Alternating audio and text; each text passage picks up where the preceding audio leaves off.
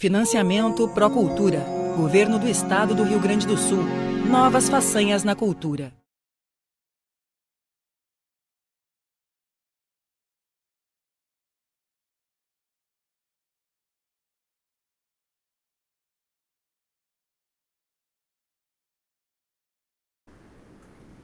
Então, gente, esse é o painel online Arquitetura e Patrimônio Histórico, caso do Moinho Covolã.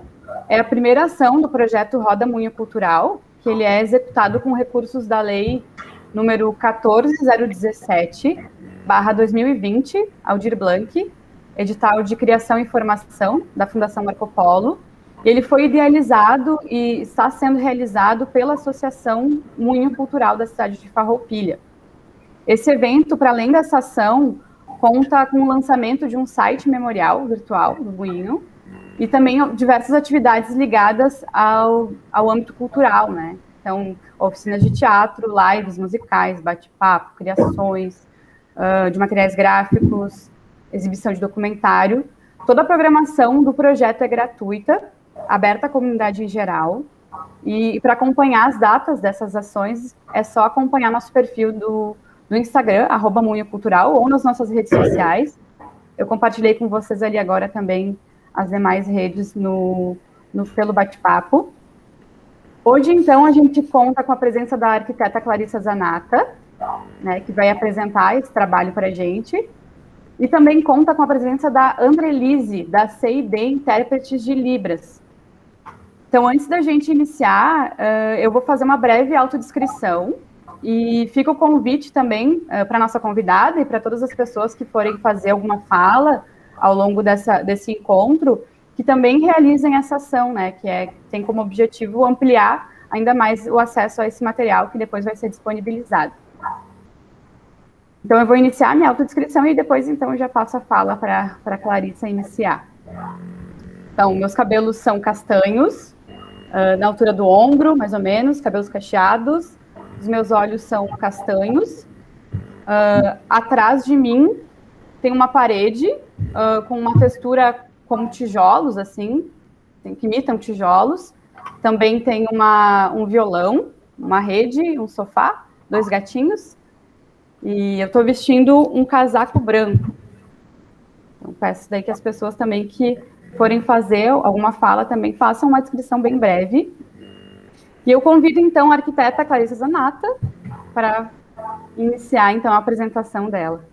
Olá a todos, obrigada por estarem aqui nos acompanhando.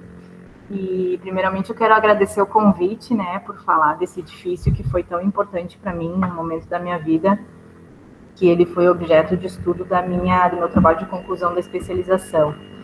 Então, eu me envolvi tanto com ele e eu fico muito feliz em poder falar sobre esse trabalho e saber que ele não está engavetado, que ele não foi arquivado lá nos arquivos da universidade, mas que ele continua aí nos auxiliando nas ações de preservação.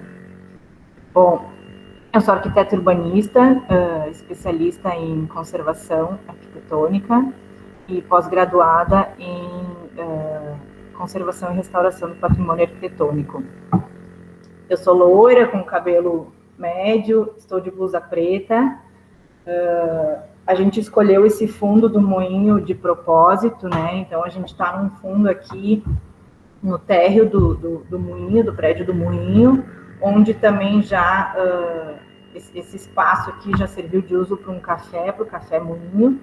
Mas esse fundo aqui, ele foi proposital, porque ele faz uma mistura do que a gente está falando aqui agora, que é todo esse processo cultural, né, do moinho.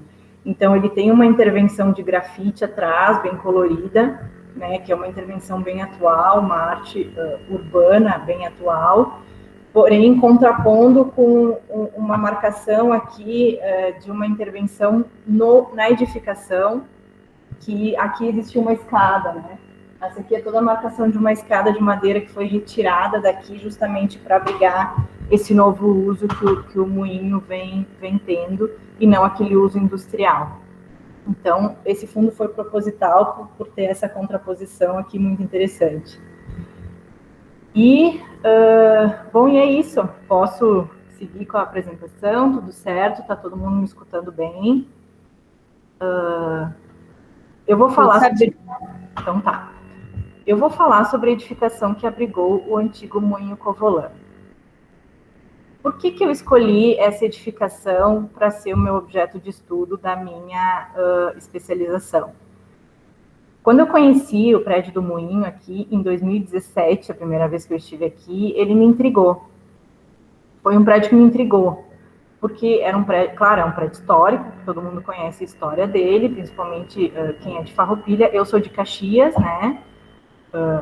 E aí, por que me entregou um prédio de Farroupilha, né? Justamente porque ele era envolvido de muita história, né? De muita a memória coletiva, principalmente familiar, porque era uma indústria familiar, né? Que atuava aqui. Então, ele era todo envolvido com essa história, com essa, né? Porém, ele não tinha nenhum tipo de embasamento teórico e técnico. Então, isso me intrigou. Isso me intrigou para buscar esse embasamento técnico. Por quê? Porque isso é muito necessário nas políticas de preservação e todas as ações que são feitas e movimentos que são feitos a favor da preservação. Isso é importantíssimo. Então, surgiu aí o desafio para mim. Eu precisava escolher um local, né, um objeto para a minha pesquisa científica e, ao mesmo tempo, eu enxergava que o Moinho precisava desse embasamento técnico que não tinha. Então, eu juntei as duas coisas e foi um trabalho exaustivo durante 2 anos, né, que eu fiquei aqui. Foram 5 ou 6 visitas só para fazer um levantamento gráfico e fotográfico do local, porque ele é muito grande. E à medida que eu fui conhecendo o edifício, eu fui me encantando mais ainda e fui investigando e fui me apegando também mais ainda à edificação. Acredito que todo mundo já conhece, mas para quem não conhece, essa é a edificação que abrigou o antigo Moinho Covolã. E aí é isso que eu estava falando, né? Levando em consideração que o ato de preservação de um bem histórico só é relevante após o reconhecimento de seus valores, esse meu trabalho científico ele teve enfoque na identificação e conhecimento do edifício como bem cultural, tendo como premissa o fato de que só se pode realmente preservar aquilo que se conhece. Então, é isso que eu senti falta no prédio do Moinho. A gente tinha toda a história, todo o conhecimento histórico, porém não tinha aquele embasamento técnico da edificação em si, porque ela é muito curiosa, ela tem um sistema construtivo bem singular, simples, mas muito inteligente, e tudo isso não se tinha conhecimento. Então, o meu desafio nesse trabalho foi buscar isso, né? E o meu trabalho, ele ficou ali com 200 e poucas folhas, então ele foi bem completo. E depois a gente ainda fez uma síntese desse trabalho, que foi uma publicação, né, patrocinada pela UX, pela Universidade de Caxias do Sul, que entrou pandemia e por, escassos recursos financeiros, ficou apenas digital, ficou num e-book, né, não teve publicação física, mas existe o material. O que é esse material? A gente compilou 7 trabalhos com diferentes objetos de estudo, incluindo o Moinho, ele está nessa publicação. Então, o meu trabalho científico, ele tem lá suas 200 folhas, e essa publicação é uma síntese com 10 páginas, que a gente conta essa história também. O que isso é legal, né? Isso é legal porque todo esse trabalho feito, ele é um documento. A gente gerou um documento, né, com embasamento teórico, né, com muita dedicação em pesquisa, em vir aqui fazer todo o levantamento cadastral do edifício que não existia. E a ideia disso é que é um documento que fique para as próximas gerações e que não se guarde. Então, isso é para ser usado. Teve até um pessoal da associação que entrou em contato comigo dizendo: posso usar esse teu trabalho? E eu respondi: deve usar esse trabalho. Esse trabalho foi feito para ser usado, ele não foi feito para ser guardado. Ele precisa continuar aí e que todo mundo possa ter acesso, quanto mais acesso, melhor. para que as próximas gerações tenham conhecimento de como estava o estado de conservação do moinho em 2017, que foi quando eu iniciei o trabalho, 2017 a 2019. Como ele estava. Então, se daqui a 10 anos vier alguém e fizer alguma intervenção, a gente pode buscar lá, né, nesse documento, porque é um documento mesmo, ele tem embasamento, é um documento, e a gente vai poder buscar lá e ver como é que estava a edificação naquela época, né, em 2017.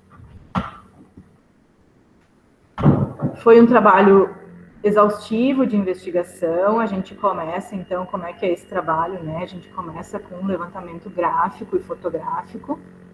O levantamento gráfico, ele serve para, não é só um levantamento de medidas, mas ele serve para a gente descobrir toda e qualquer manifestação patológica que existe no edifício também, né? Então, a gente levou 2 anos para fazer isso está todo documentado.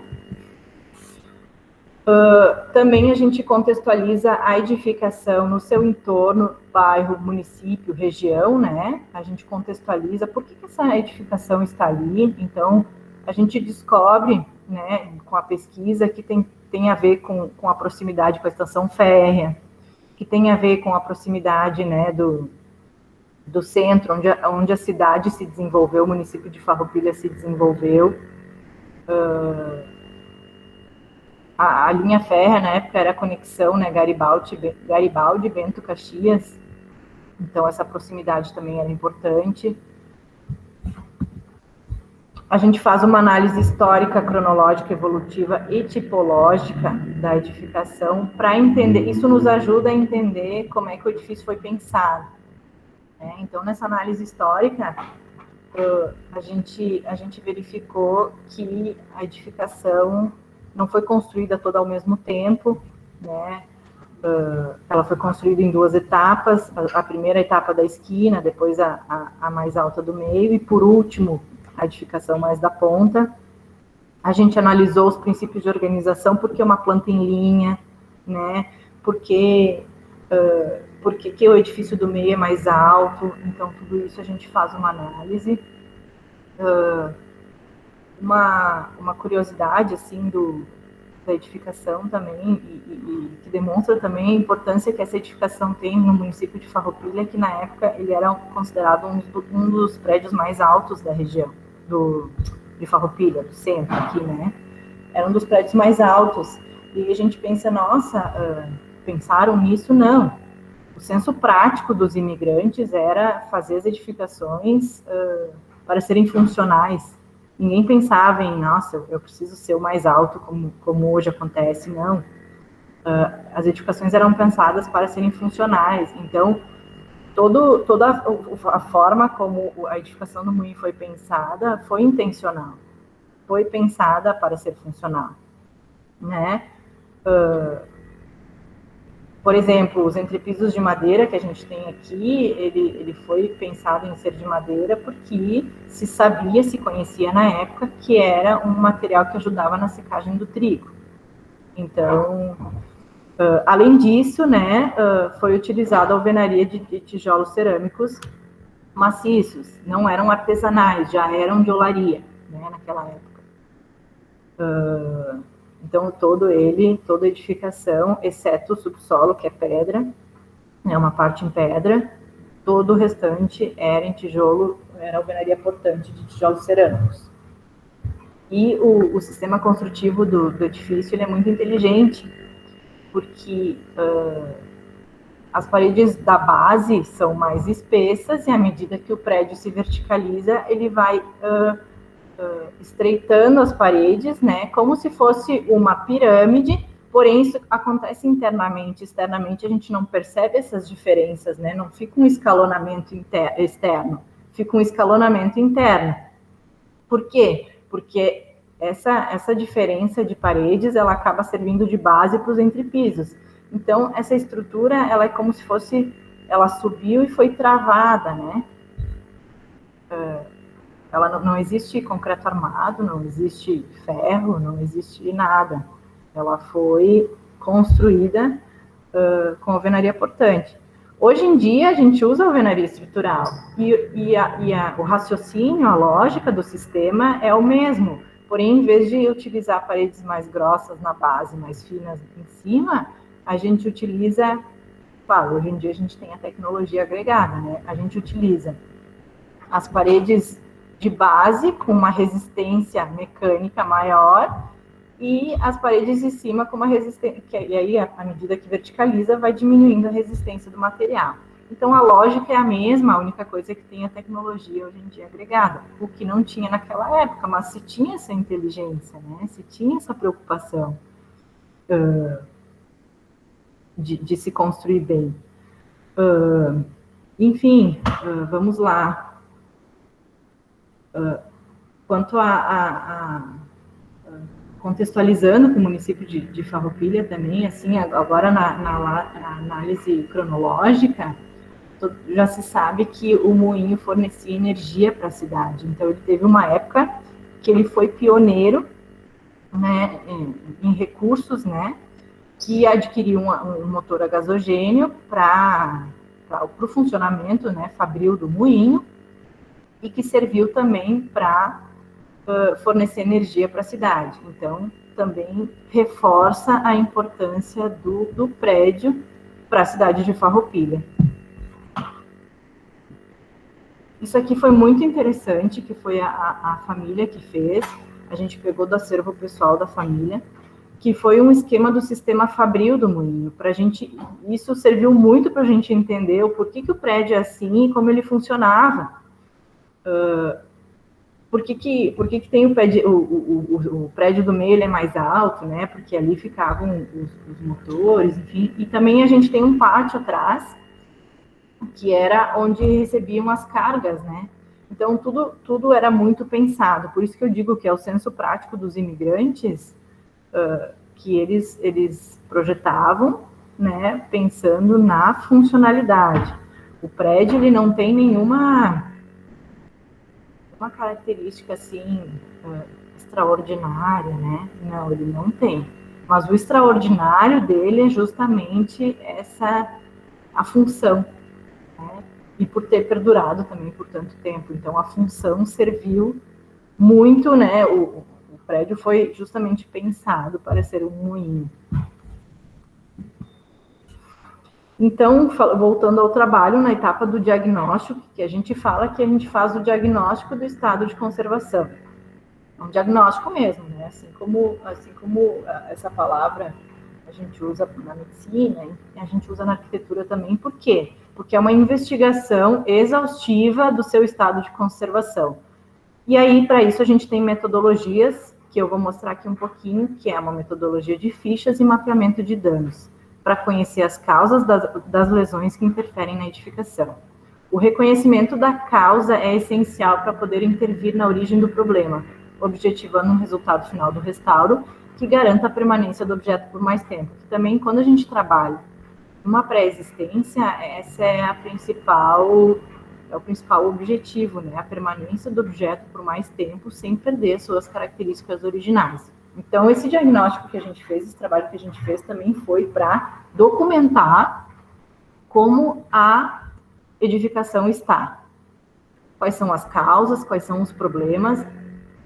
A ideia não é intervir, mas é descobrir tudo isso que está acontecendo para futuras intervenções, para servir de sustentação para as futuras intervenções que vierem a acontecer. Um exemplo de ficha, né, de diagnóstico que a gente faz toda uma análise de fachadas, todo um mapeamento de danos de fachada, e isso fica tudo registrado.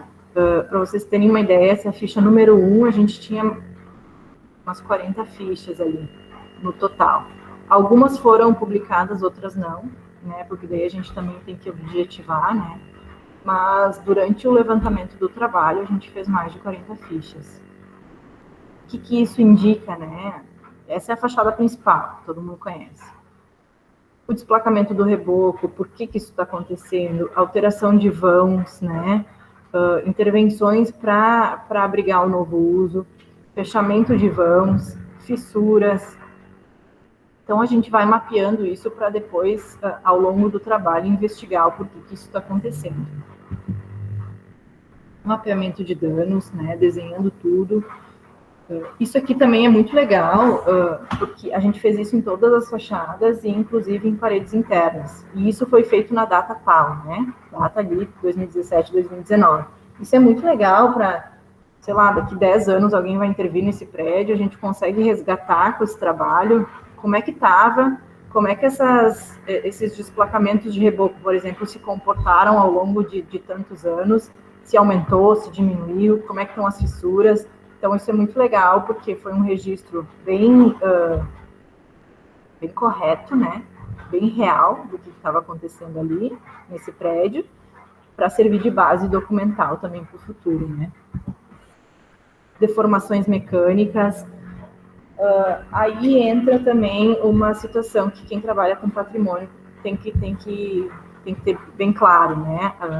O arquiteto não trabalha sozinho, o historiador não trabalha sozinho, quem trabalha com patrimônio precisa trabalhar com uma equipe multidisciplinar, né? Porque cada um agrega conhecimento no edifício para as investigações e para trabalhar da melhor forma. Então, nesse caso aqui, eu tive assessoramento de uma professora, a professora Henriette, que ela é engenheira civil. Então, junto com ela, a gente conseguiu descobrir por que tinha essas fissuras na fachada. Como eu expliquei antes, a estrutura do moinho ela é travada, né? Então, vem a alvenaria, as lajes de entrepiso travaram. Em algum momento da edificação, um desses entrepisos, que foi o mais alto, ele foi retirado. Então, quando tu tirou o travamento, o que a estrutura faz? Ela abre. E isso aconteceu aqui no moinho, né? Até descobrir por que tinha essas fissuras, a gente demorou, e foi exatamente por isso. Nós tiramos o travamento e ela começou a se abrir. Isso causou vários danos, né? Isso causou fissuras na fachada, perda do travamento, né? Enfim. E, claro, que quando se percebeu isso, o próprio pessoal aqui do moinho, ele já, né, travou novamente. E claro que hoje existem técnicas, né, muito avançadas para que isso se recupere. Mas ela não está mais trabalhando, ela não está mais abrindo, ela estagnou. Então a gente descobriu a causa disso, não foi feito nada, porque ela está estagnada.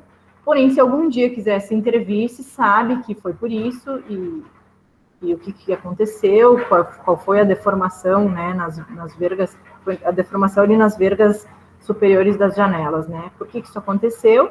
E aí, para fazer um tratamento, é muito mais fácil, porque já se sabe a causa. Aplicar um tratamento, então, é muito mais fácil.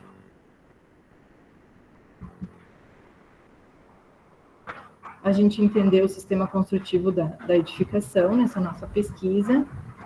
Então, aquilo que eu falei, né? Externamente, a gente não enxerga essa diferença esse escalonamento de estrutura, e internamente a gente enxerga, né, que a diferença de espessura das paredes serve de apoio para a estrutura de madeira dos entrepisos. Também descobrimos, né, ao longo das pesquisas, das investigações, as manifestações patológicas e intervenções. No caso dessa fachada aqui, lateral, foi crescimento de vegetação, que é óbvio que acontece, mas isso fica bonito, mas gera danos ao edifício, né? Porque gruda, se adere ao material, se adere ao substrato, pode arrancar depois na hora de tirar, gera umidade para edificação, então tudo isso tem que ser muito bem documentado, né? Outra coisa que a gente encontrou bastante na edificação foram as intervenções para se adequar ao novo uso, que o moinho teve uma época aqui que foi casa noturna, né, casa de shows, enfim. E isso que a gente vê na foto da direita é uma saída de emergência que foi necessário. Então, sim, tem intervenções pontuais que a gente encontra no moinho em função do novo uso. A ideia também de se trabalhar com patrimônio histórico não é parar no tempo, né? Tem muita gente que diz, que é parar no tempo, tem que evoluir, tem que se desenvolver. Não, bem pelo contrário. Trabalhar com patrimônio histórico é continuar, é deixar que o prédio se desenvolva, que ele continue o seu desenvolvimento, né? A atividade industrial do moinho, ela já acabou. Ele foi concebido para ter uma atividade industrial, porém, ao longo dos anos, com o crescimento das cidades, esses prédios industriais que ficavam no centro, por uma questão de logística, por uma questão de, né, várias questões até de demanda da população, eles ficam obsoletos. E eles não vão retomar a atividade industrial, até porque eles já estão num local no centro, que nem chega caminhão ali, então eles não vão retomar a sua atividade industrial. Porém, eles precisam ter novos usos. Eles precisam, porque os prédios precisam continuar vivos. E aí que a gente diz que a gente não para no tempo, no patrimônio, a gente só ressignifica algum lugar. E, claro, com o maior respeito a uma pré-existência, né? Então, as intervenções sempre precisam ser mínimas possíveis, claro, né? Com toda uma equipe de apoio de especialistas para dar esse suporte, mas precisam acontecer, né? Hoje em dia, a gente não pode abrir nenhum lugar, nenhum estabelecimento sem ter PPCI, sem ter plano de prevenção contra incêndio. Então, essas novas instalações, ou ar-condicionado, né? Falar algo mais simples, ar-condicionado, qualquer coisa, saídas de emergência, nada pode funcionar sem isso. E aí, o que é melhor? Adaptar o prédio da melhor maneira possível ou deixar ele lá parado, esperando que retome uma atividade fabril? Isso não vai acontecer, né? Então, a gente encontrou, sim, muitas intervenções, né, que foram feitas para o novo uso, algumas mais danosas ao edifício, outras mais respeitosas, a maioria reversíveis, que também isso está tudo documentado nesse meu trabalho, justamente para as futuras gerações, porque esse prédio ele vai permanecer, a gente quer que permaneça por muito mais tempo, né? E aí a gente vai ter todo o registro do que foi feito. E aí é o que eu estava falando, teoria básica, né, para se trabalhar com patrimônio. Distinguibilidade, porque a restauração não pode induzir, está errado ali, induzir, o observador ao engano de confundir a intervenção com o que existia anteriormente, além de dever ser documentada. O que a gente chama isso de falso histórico? Né? Aquela coisa que tu quer, uma intervenção que tu quer colocar na edificação, na pré-existência, que induza o observador ao engano de confundir aquilo com o original, é o falso histórico. Então, não. Toda intervenção tem que ser legível, tem que saber que é nova. A gente usa muito em restauros materiais novos, né? Por exemplo, o vidro, o metal, o aço, porque aí não tem erro. Né? Aí tu sabe que aquilo ali foi uma intervenção feita com materiais novos, nunca vai confundir, né, induzir a observador ao erro de achar que aquilo era o original.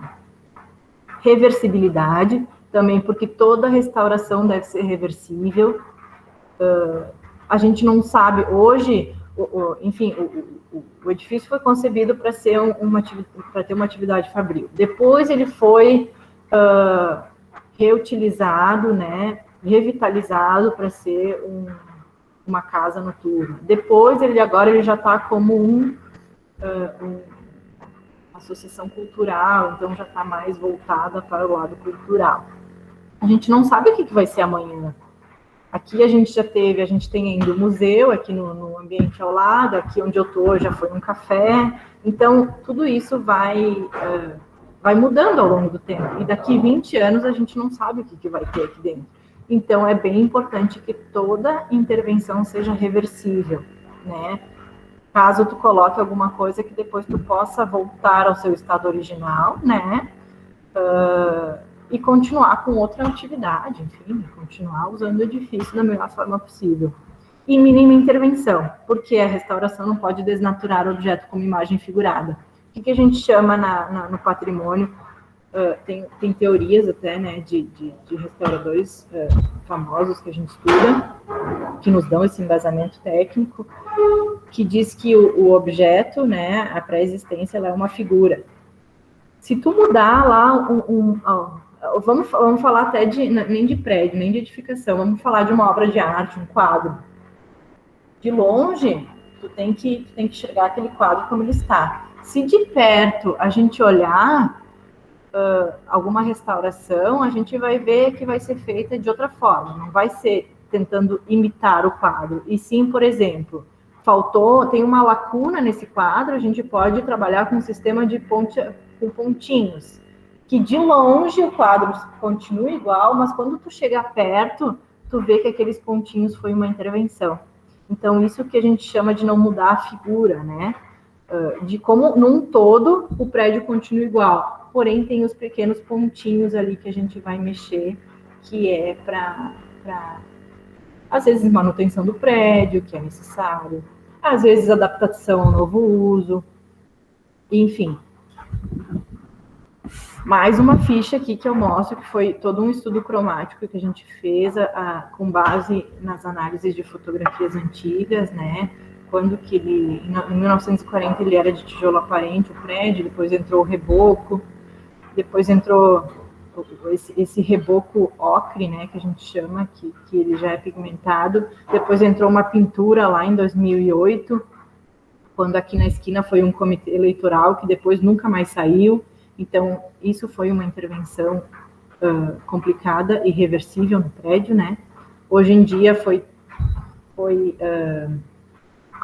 aí eu falo da figura também, foi pintada da cor mais próxima, que é esse ocre, do restante do prédio, justamente para manter a figura do prédio. Porém, a gente sabe que ali foi uma intervenção que dificilmente a gente vai conseguir recuperar, porque no momento que a gente tenta tirar, até já foi tentado aqui com a equipe do Moinho, tirar essa pintura, só que o reboco, ele é tão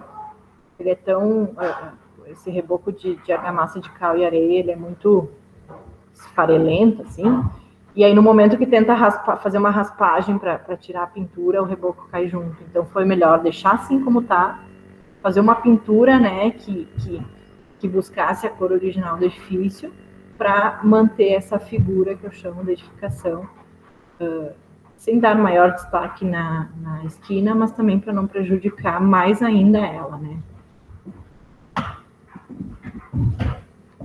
A gente também trabalhou com extração de amostras para investigação de materiais.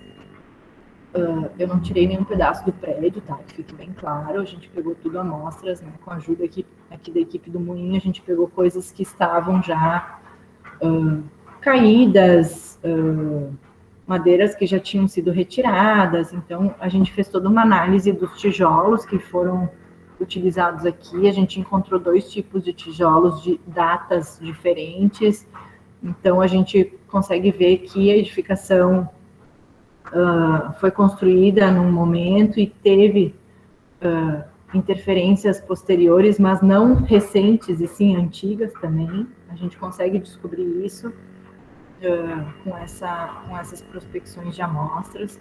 Também a gente analisou a tinta das madeiras, a gente analisou inclusive ataques, né, de micro-organismos nas madeiras, fungos.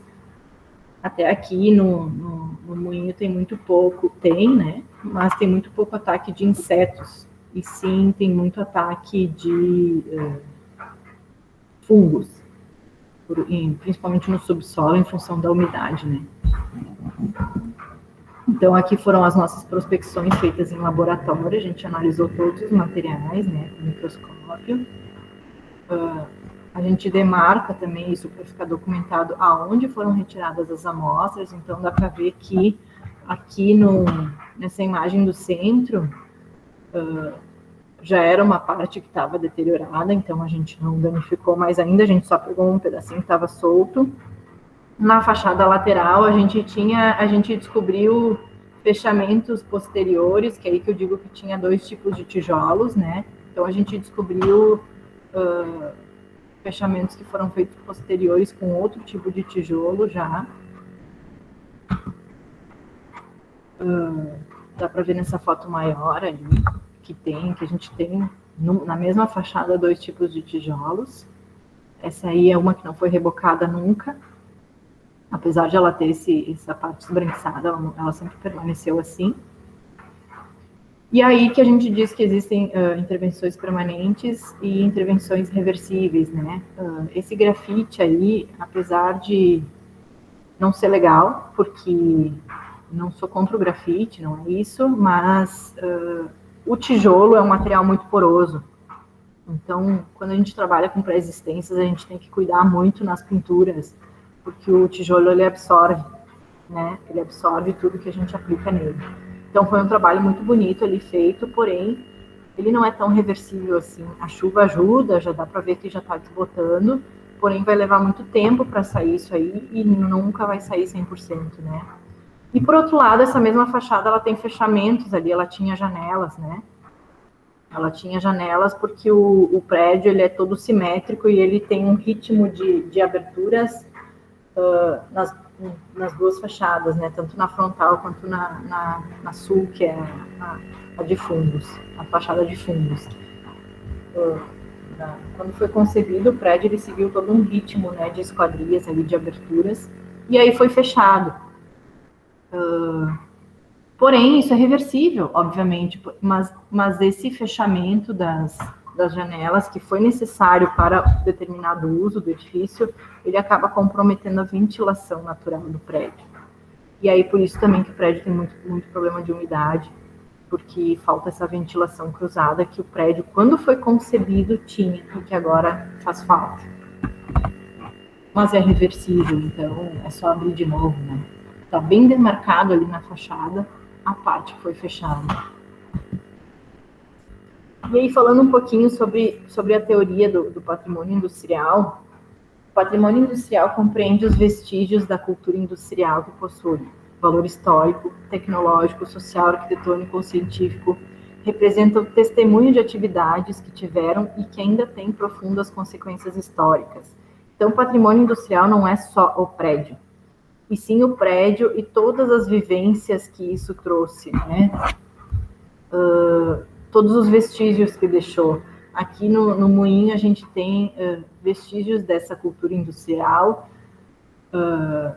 porque ficou muita peça remanescente aqui, soltas, né, no prédio. E aí, em um determinado momento, eu acho que foi ali durante o período que eu estava fazendo o meu trabalho, que se organizou esse material e entraram com um pedido no IBRAM, né, para uma criação de um museu sobre o moinho.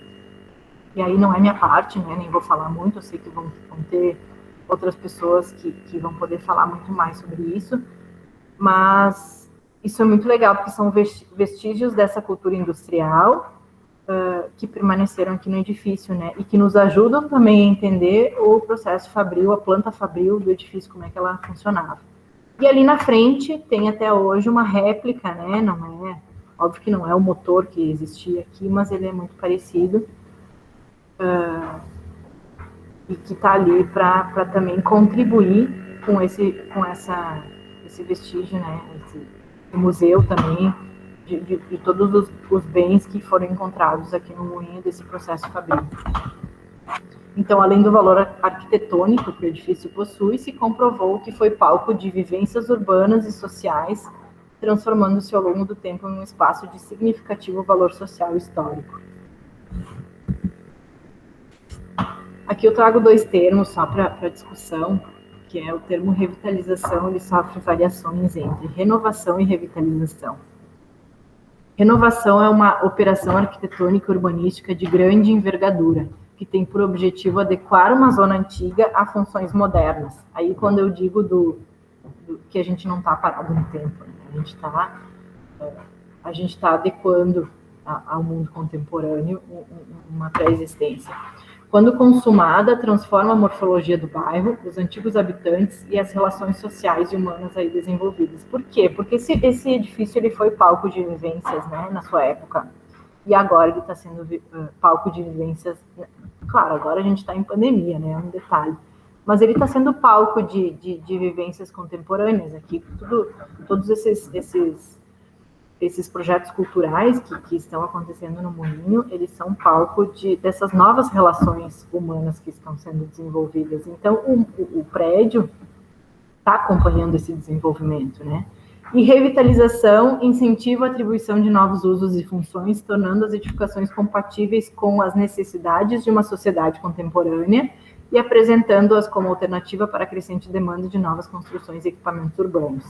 Eu acho muito engraçado que tem muita gente que fala comigo dizendo que trabalhar com patrimônio é coisa ultrapassada, do passado, e que o conceito atual é a sustentabilidade, né? Então, vai lá estudar e tal sobre sustentabilidade no conceito ambiental. Né? Mas o que é mais sustentável do que manter um prédio existente? É mais sustentável derrubar e construir um novo? Não, né? Então, às vezes a gente tem que repensar nos conceitos e ver como é que eles se aplicam na nossa situação, né? Não é só ir lá construir um prédio totalmente novo, botar um telhado verde, não, né? Sustentável também está em manter tudo que já existe e nada melhor que os prédios antigos, que nos prédios novos a gente busca todo um conforto térmico e acústico, né? Por meio de a melhor vedação, a melhor esquadria, melhor fechamento. A gente busca esse conforto térmico e acústico. E os prédios antigos, normalmente, eles já têm, em função da espessura de paredes, né, em função da forma como eles foram construídas. Ali eu estava falando dos ritmos de abertura da fachada, que permitia sempre a ventilação cruzada no prédio. Isso foi pensado para o melhor conforto térmico e acústico, né? Então, os prédios históricos já têm isso. Então, por que a gente não pode unir os conceitos, né, e trabalhar dessa forma? Clarissa? Oi? Queria ver contigo, a gente pode perguntar e fazer algumas falas. A Ana está inscrita ali, ela levantou a mãozinha no... Não sei se ela levantou de propósito ou sem querer, de propósito, sem... Não sei se ela pode fazer, ou tu quer deixar mais para adiante. Não, desculpa, até tinha que ter dito no início que a ideia não era que fosse um monólogo, e acabou sendo, mas... Não, mas tá ótima a tua fala. Não, mas quem quiser contribuir, quem quiser perguntar, fica bem à vontade, porque também o bate-papo é bem interessante, né? Perfeito. O Marcelo também disse que tem uma pergunta. Então, fique à vontade. Então, a gente talvez abre para a Ana e depois para o Marcelo, e aí segue, pode ser? Vamos lá. Perfeito. Obrigada, Gusti. Obrigada, Clarissa aí, que bom. E sim, a gente tem o recurso, né, de clicar na mãozinha para poder levantar a mão e pedir para falar, né? Então, eu sou Ana Paula, faço parte da Associação Moinho Cultural e falo, inclusive, do Moinho, do andar de cima, aqui do Moinho.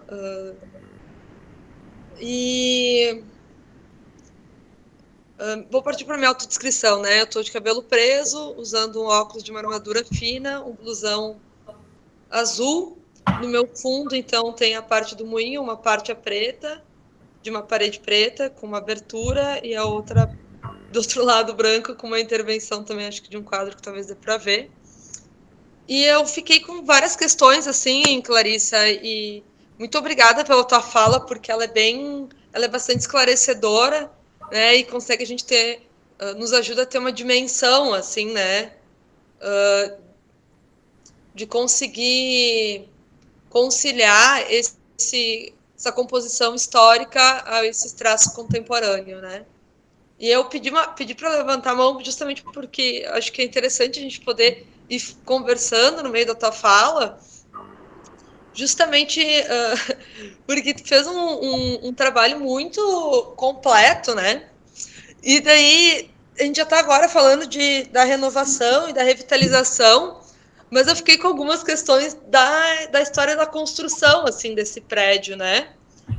Fiquei com algumas dúvidas e curiosidades, assim, para se pensar como esse prédio industrial foi construído, né?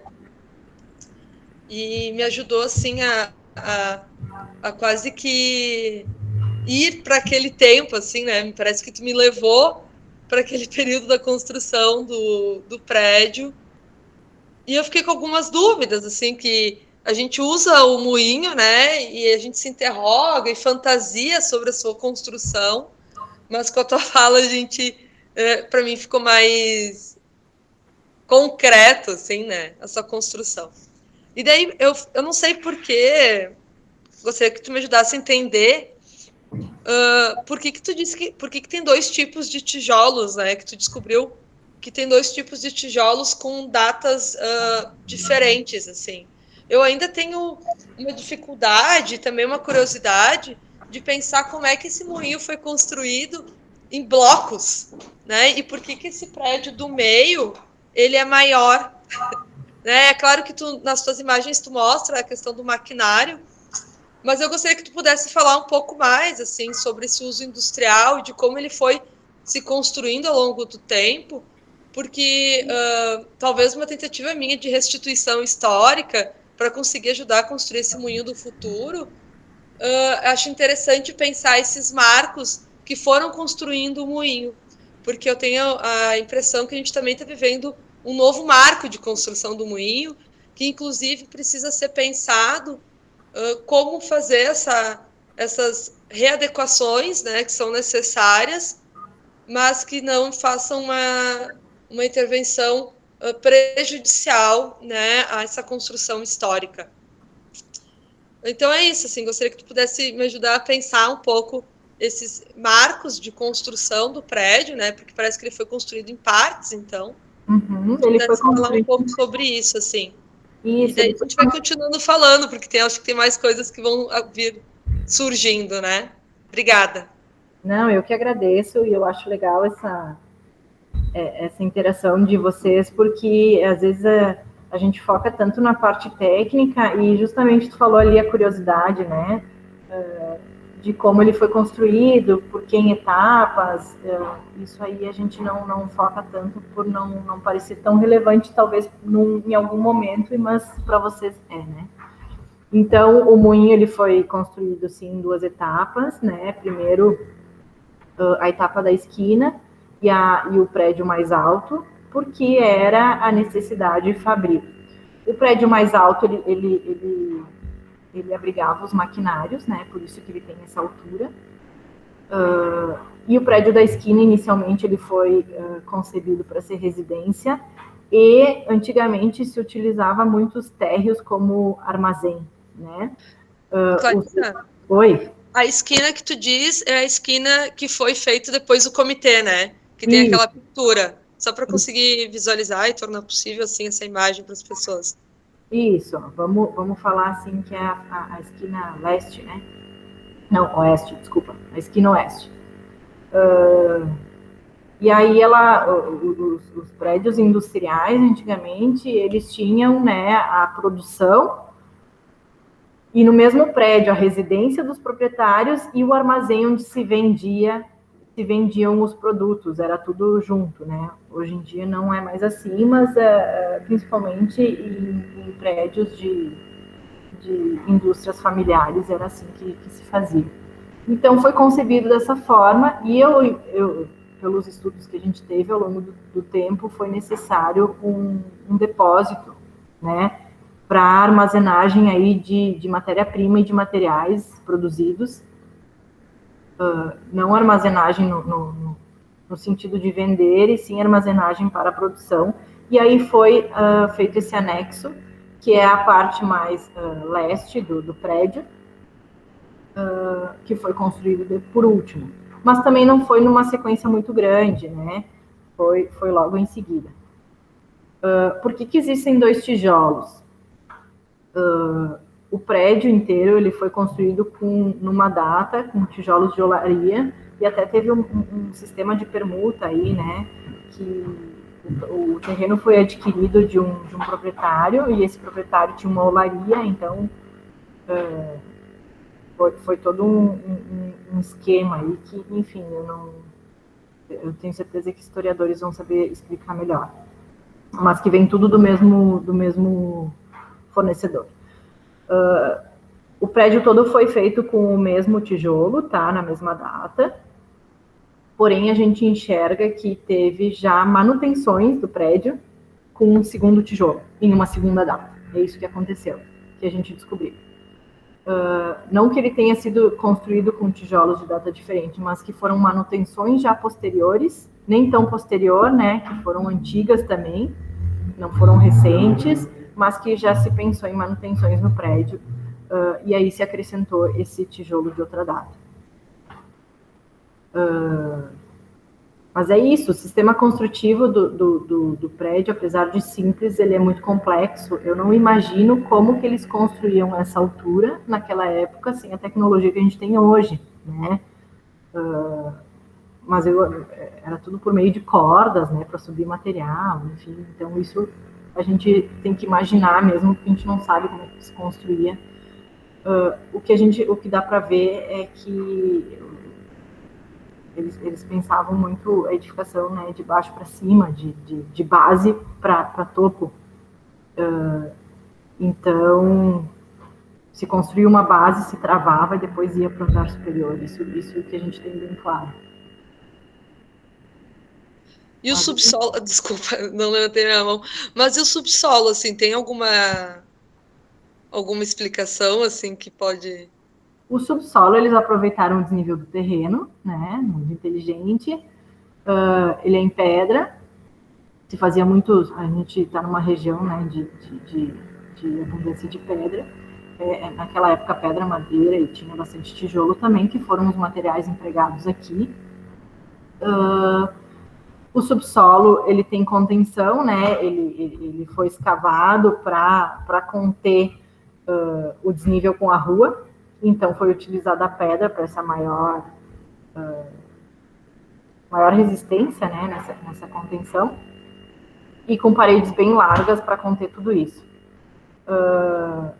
E foi utilizado o desnível do terreno, e no pátio de trás, né, que daí, naquele fluxograma que a família Covolan fez, que deu para entender um pouquinho também a atividade fabril aqui do moinho, deu para ver que era o acesso e era, vamos dizer assim, a carga e descarga do moinho, que era na parte de baixo, né, que era no pátio que tem atrás. Então, também isso explica muito a disposição da edificação no terreno, porque eles jogaram, isso a gente não faz mais atualmente, né? Eles jogaram o moinho todo para frente, né? O prédio do moinho todo para frente, numa linha, numa planta linear, né? Se for ver, mas o moinho é dividido em 3 blocos, né? Praticamente iguais, só que o do meio ele é mais alto. E essas plantas, elas são quadradas, né, e se repetem, né, então formam uma linha, né, se comunicando entre elas, e o prédio foi jogado na testada do terreno, na frente do terreno, sem recuo frontal nenhum. Hoje a legislação atual nem permite, né, mas na época não se existia plano diretor, não se conhecia isso, então eles jogaram todo o prédio, a construção na frente, no alinhamento do terreno, junto à calçada, justamente para sobrar esse pátio atrás, que servia como entrada e saída de matéria-prima, né? E também, esse é um dos motivos. E outro motivo também é porque, como os prédios fabris eram pensados para atendimento ao público, para venda e comercialização dos produtos, também eles tinham que estar na rua, né? Eles tinham que estar na calçada. Então, também acredita-se que foi um dos motivos de terem construído bem no alinhamento do terreno.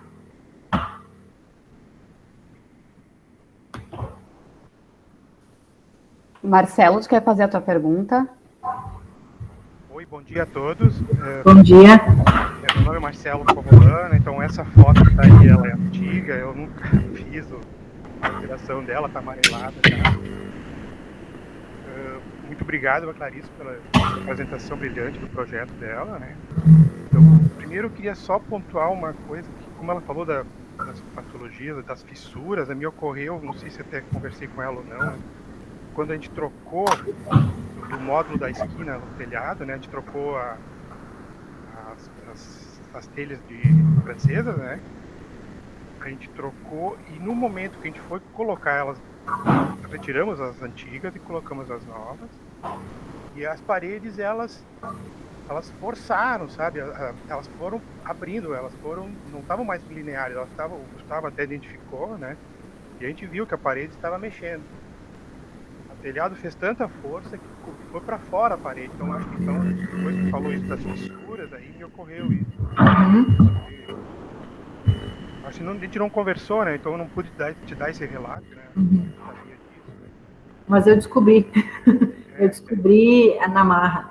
Sabe que a gente sempre fala que o start inicial de um trabalho numa pré-existência é o levantamento cadastral. O que é o levantamento cadastral? É um levantamento gráfico minucioso de tudo que não é só pegar as medidas do ambiente tanto por tanto, mas também são enxergar as deformações, né? E quando a gente fez o levantamento cadastral, Marcelo, do prédio, a gente encontrou um desaprumo muito grande na parede, na fachada principal, na fachada da frente. Então, o que é um desaprumo, né? Falando em termos mais leigos, o prumo é o prédio estar reto e ele estava assim. Então, a gente encontrou esse desaprumo e aí que nos deu aquele estalo, opa, tem coisa errada, e a gente começou a investigar. Então, também foi causado por esse telhado aí, né? E aí, com esse desaprumo, também surgiram aquelas fissuras, que quando a parede começou a abrir, ela começou a fissurar. E eu acredito que vocês tenham estagnado, tem tirantes ali, né? Sim, tem um tipo de tem tensores, né? Eles ficam tensionando, né? Isso. A gente pegou o Fontanive, por isso que eu gostaria de relatar, porque foi um senhor, um técnico que trabalhava com telhados, né? Eu queria dar um crédito para ele, porque ele nos auxiliou. Uma pessoa que trabalhou na comunidade, assim, que eu fui procurar ele, né? E ele me proporcionou essa...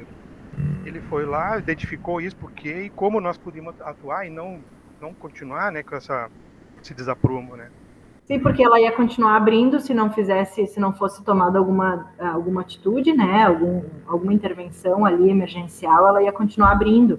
Isso, então, Fontanive, eu queria só lembrar, é o Fontanive, né, acho que ele é falecido já, né?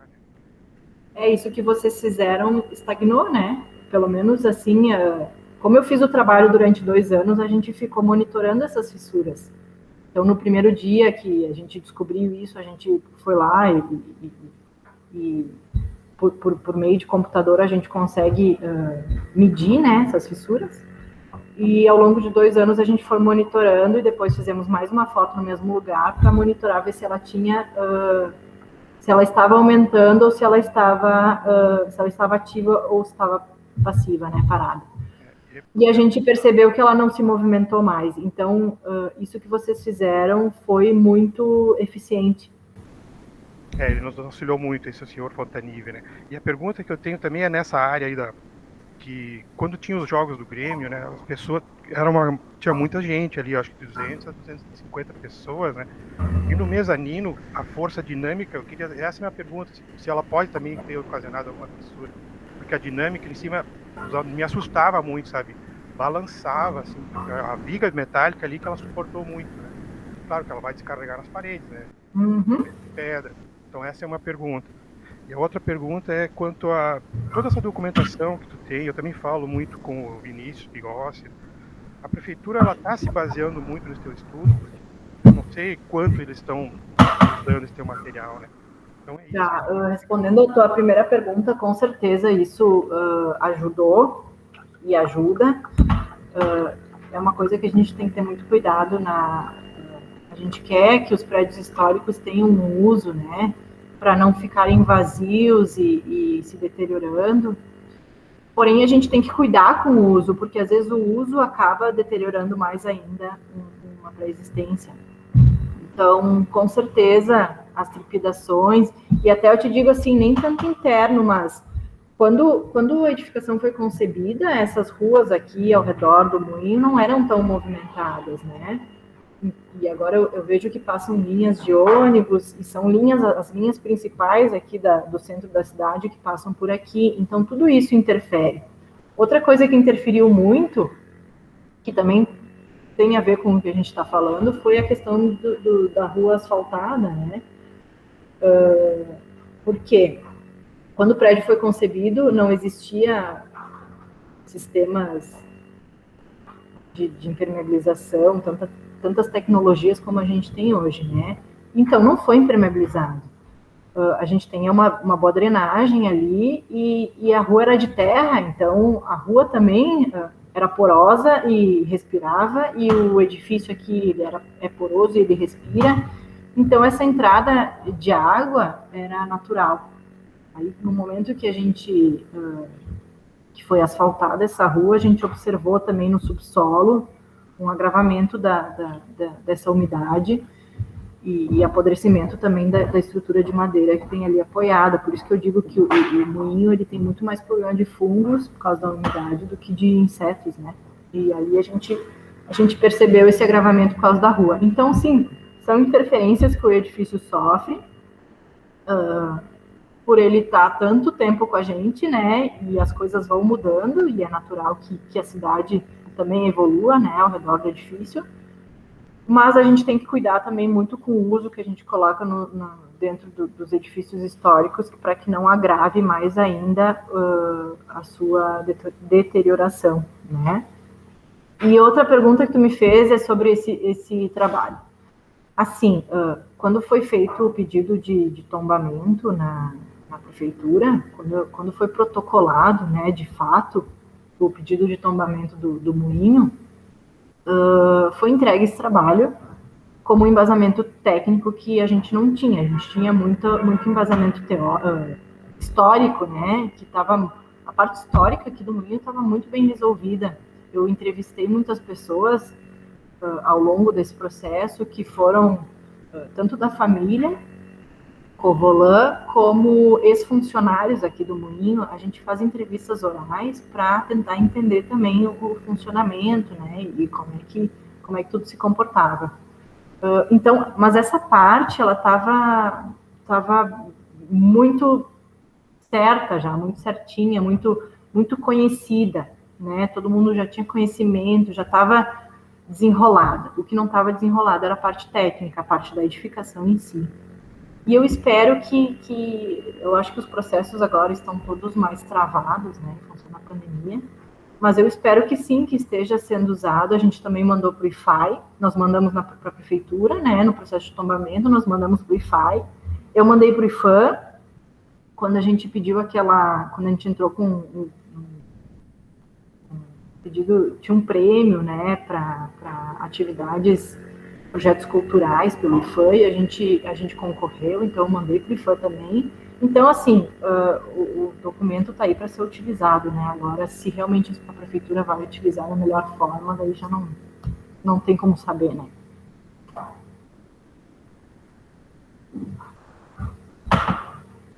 Clarissa, eu quero também... Eu não sei se é uma pergunta, tá? Na verdade, eu estou tentando organizar meu pensamento aqui para te colocar isso. Mas eu vejo, por exemplo, na tua tela, né? Todas as manifestações culturais que acontecem no Espaço do Moinho atualmente são exemplos de renovação e revitalização. E é uma afirmação que eu concordo com plenitude, assim, totalmente, assim, né? Eu sou de Farroupilha também, então também, né, eu frequentei muito esse espaço, né? O Moinho Club, depois o Moinho Café, o museu. Então, realmente, ele é um espaço que é vivo, né? Não é só um prédio antigo, não é só um museu. Acontecem coisas nesse espaço. E aí eu fiquei pensando, assim, duas coisas. A primeira é como seria esse espaço se não tivessem essas intervenções de revitalização, né? Do Guto Covolan, da família Covolan. Como seria esse espaço hoje? Se ele, isso, claro que não é tão simples, né, de dizer, seria assim, porque a gente não tem um controle sobre isso.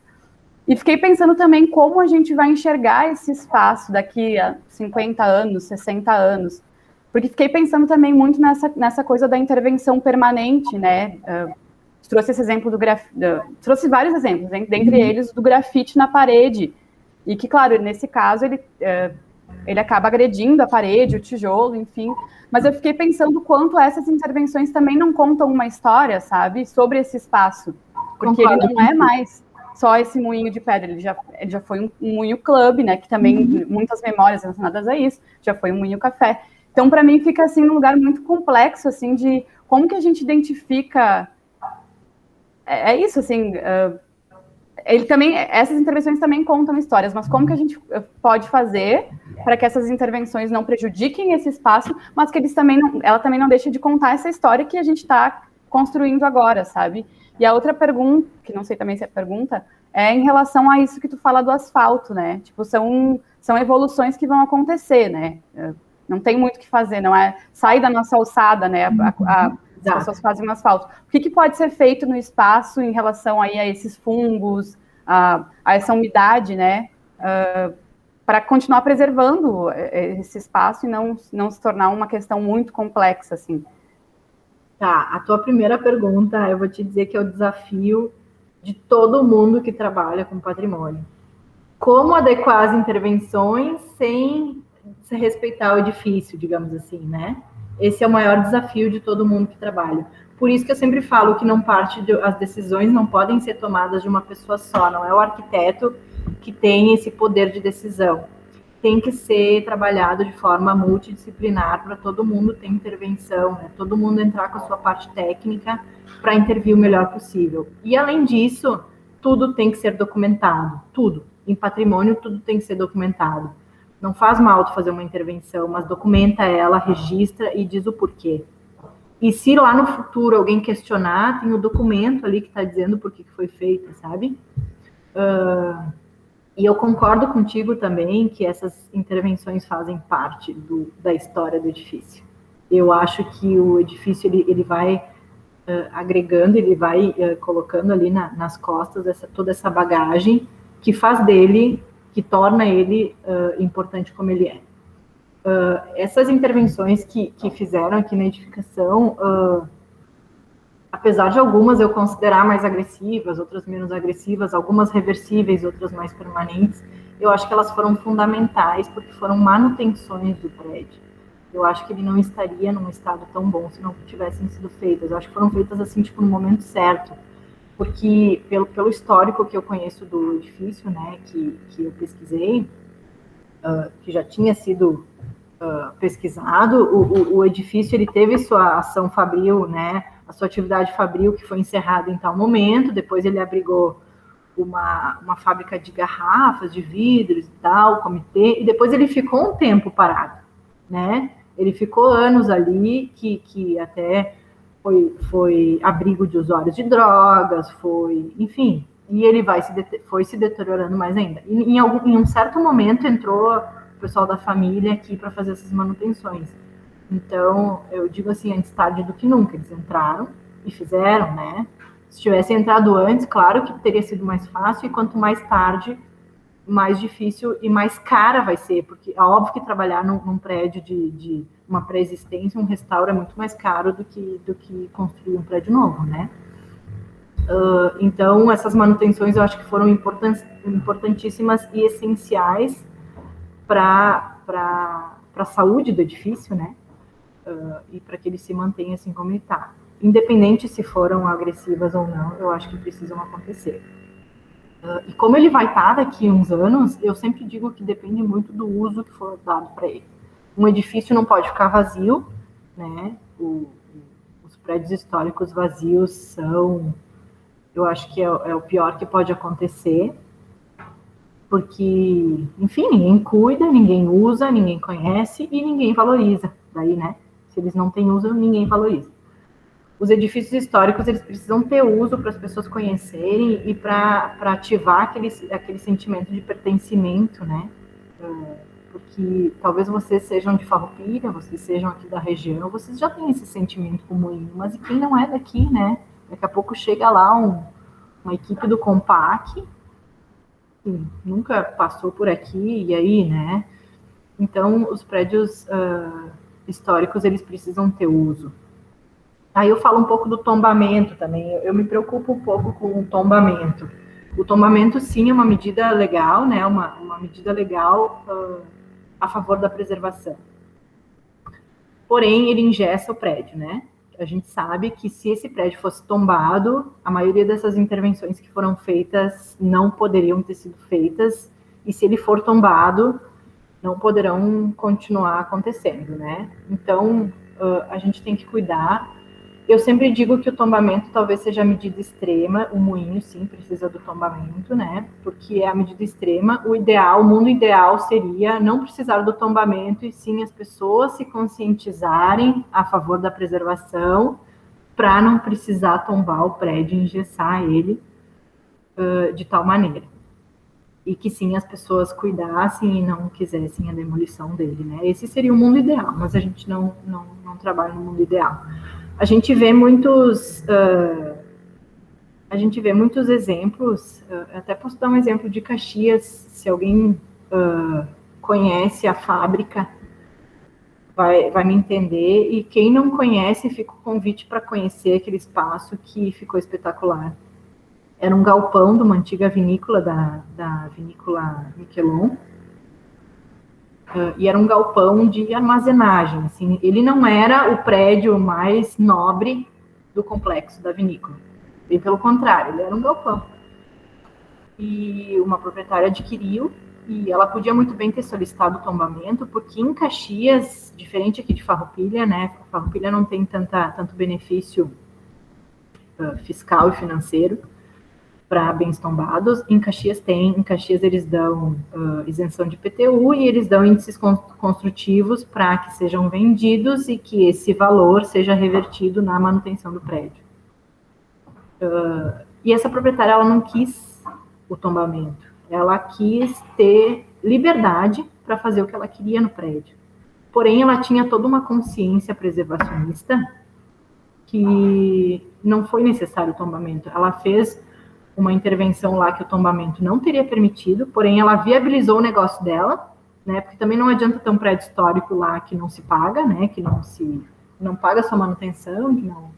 Então ela viabilizou o negócio dela economicamente e abriu para a população de Caxias um espaço que ninguém conhecia, porque era numa ruazinha sem saída, atrás de uma igreja, que então ficava escondido, ninguém conhecia aquele lugar, e não precisou do tombamento para isso. Então, a gente tem bons exemplos, assim, de pessoas que conseguiram viabilizar e usufruir dos seus prédios históricos sem precisar de medidas extremas, né? Não sei se respondi tudo o que tu perguntou. Eu fiquei ainda com a questão da coisa do asfalto, de o que poderia ser feito, por exemplo, sobre essa situação dos fungos. Sim, lembrei. Bom, o meu trabalho foi pontuar as causas dos problemas. Então, foi pontuado a causa ali, que uma das causas que está causando a umidade ali de baixo, que está deteriorando as madeiras e apodrecendo as madeiras, né, que encostam ali, é a questão da rua. Então, eu apontei essa causa e está documentada. Se algum dia no futuro forem fazer uma intervenção nesse prédio, um restauro propriamente dito, é uma das primeiras coisas que tem que ser feita, uma drenagem, impermeabilização, né, para que essa umidade não continue entrando. Então, tem recursos, né, a gente teria que, se fosse eu intervir, né, eu abriria a calçada, faria toda uma drenagem, desencostar o edifício da terra, né, que é onde entra a umidade. E aí sim, hoje em dia a gente tem tecnologias construtivas de impermeabilização, drenagem, que a gente consegue muito bem jogar essa água, canalizar essa água que está entrando para cá, canalizar ela para outro lugar, para o seu destino correto, né, que é a rede pluvial. Então, eu acho que eu pontuei isso bastante no meu trabalho, e tomara que em futuras intervenções as pessoas leiam, se deem conta disso e ajam, né, que possam agir nesses pontos mais críticos da edificação. Porque o asfalto a gente não tem como tirar, né? Até porque é rua, foge, que nem tu falou, da nossa alçada, né? É rua, a gente não tem o que fazer, e aí a gente tem que tratar do prédio, do nosso alinhamento do terreno para dentro, e aí sim, existem recursos para fazer isso.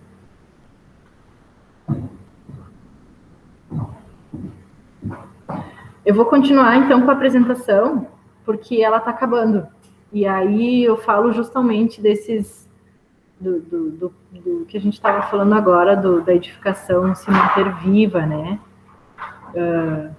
E principalmente com incentivo à arte, com projetos de inclusão social, com reconhecimento da sua arquitetura, com incentivo e valorização da memória, né, que a gente já falou do museu, valorização da música, grupos locais, exposições, apresentações artísticas, projetos culturais, que eu sei que nesse momento está um pouco mais parado em função da pandemia, mas é o que vem acontecendo no Moinho, né? Bom, tanto que a gente está aqui de forma online. Então, eu trouxe só algumas fotos, exemplificando tudo que já aconteceu. Ali é o nosso grafite, que a gente já comentou, que sim é um dano permanente, porém ele está contando a história das vivências contemporâneas que acontecem na edificação, né? Ali ao lado teve visitas do grupo da FSG, né, do curso de arquitetura. Então, para ver que teve uma professora que trouxe o grupo para cá. E eu achei muito legal, porque normalmente as pessoas, os grupos de Caxias de arquitetura vão tudo para Galópolis. E eu achei muito legal que mudaram um pouquinho o foco e vieram para cá.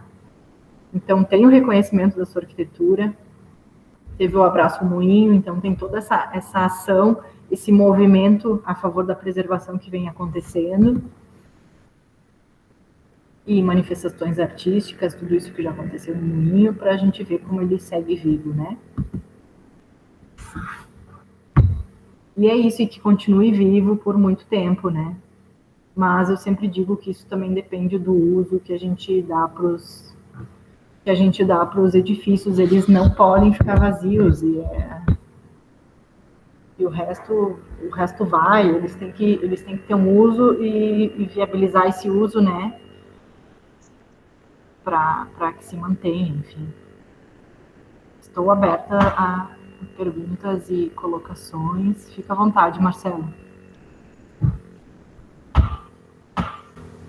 Oi, eu tenho mais uma pergunta, então, que agora mais falando assim sobre...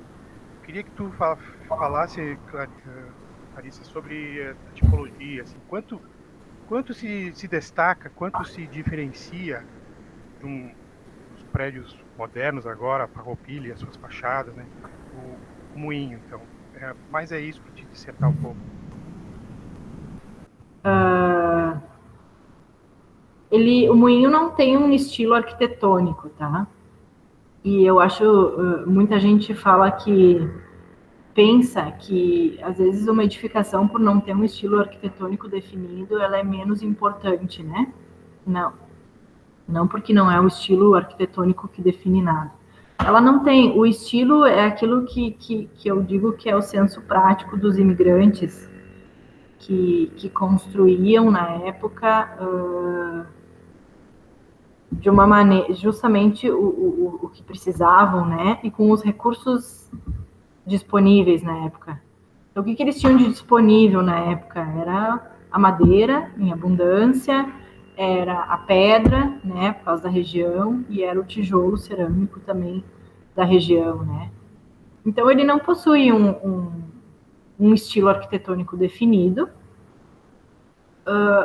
porém, ele tem toda a sua simplicidade formal, mas muito bem resolvida, né. Muito bem resolvida, porque ele tem todo um ritmo vertical. E se a gente analisar na fachada, posso voltar aqui num slide da fachada, só para a gente conversar sobre isso. Ele tem todo um ritmo, né, uma marcação vertical entre as aberturas, que foi pensado, e por dentro resolve também os entrepisos. Ele tem toda uma marcação horizontal, ele tem o ritmo das fachadas, né? Ele foi pensado formalmente dessa forma, assim. Em relação aos prédios contemporâneos, modernos, a gente pode dizer que é uma edificação diferenciada, porque não se constrói mais assim. Porque hoje em dia a gente tem o recurso do concreto armado, do aço, que nos permite vencer vãos maiores com paredes, com estruturas mais esbeltas, né? Então, eu acho que também essa é a originalidade dele. Ele é diferente nesse sentido, ele foi construído naquela época dessa forma, porque era a tecnologia da época. E isso nos ensina também muito. Tanto que eu falei aquilo da alvenaria estrutural, né, que o raciocínio de construção é o mesmo, porém com a tecnologia que a gente tem atual aplicada. Em vez de paredes mais esbeltas na base, a gente usa hoje em dia a resistência, a a mesma espessura de parede, porém a resistência da base é maior do que em cima. Então, eu acho que é nisso que ele se torna singular, assim, dentre tantos os prédios que a gente tem. E outra coisa que eu acho de singular em Farroupilha, que foi uma das coisas que me motivou também a trabalhar nesse edifício, foi que no centro ele é um dos pouquíssimos remanescentes ainda da arquitetura industrial, né? Pouquíssimos. A gente pode contar ali a estação férrea, a nova Vicenza, né? Como também um remanescente, porque a atividade férrea também era considerada, né, industrial, ela abastecia, né, a indústria. Porém, são poucos remanescentes, e dos remanescentes que tem, que a gente até fez uma pesquisa de entorno na época do nosso do projeto, é um dos mais bem conservados, dos remanescentes mais bem conservados que a gente encontrou. Clarissa, a gente tem a Ana com a mão levantada e a Karen. Então, acho que a gente passa primeiro para a Ana, pode ser? Pode. Pode passar para Karen, eu já falei. Acho que tá. Tanto quem achar melhor. Pode ser, Karen? Não, pode. Tudo bem, então. Depois Vocês me escutam bem? Sim. Certo. Clary, primeiro, parabéns pelo teu trabalho. Oi, Karen, obrigada. Tu sabe o quanto eu admiro o teu trabalho e que sorte que o Moinho teve a Clarissa para fazer esse levantamento, porque eu conheço a dedicação dela e o quanto ela é apaixonada pelo restauro, né? Então, que bom que temos esse registro e essa documentação por parte dela. Então, parabéns, antes de mais nada, Clarissa. O que eu quero levantar, vindo de ti, que tem essa experiência com o patrimônio histórico, né? Qual que tu considera que é o principal obstáculo, usando até como case o próprio Moinho, né?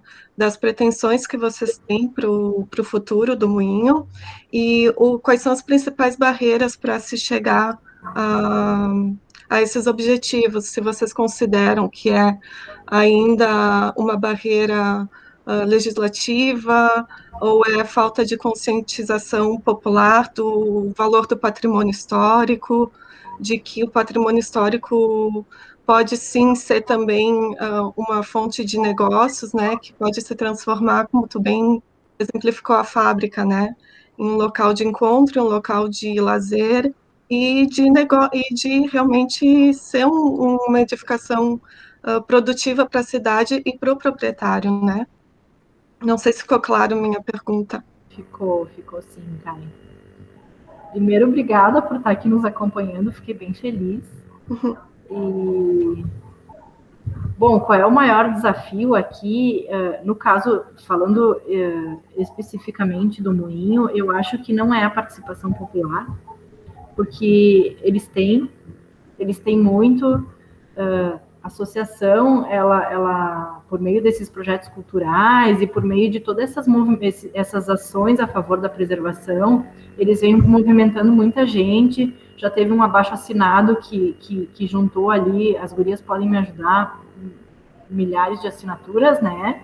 Uhum.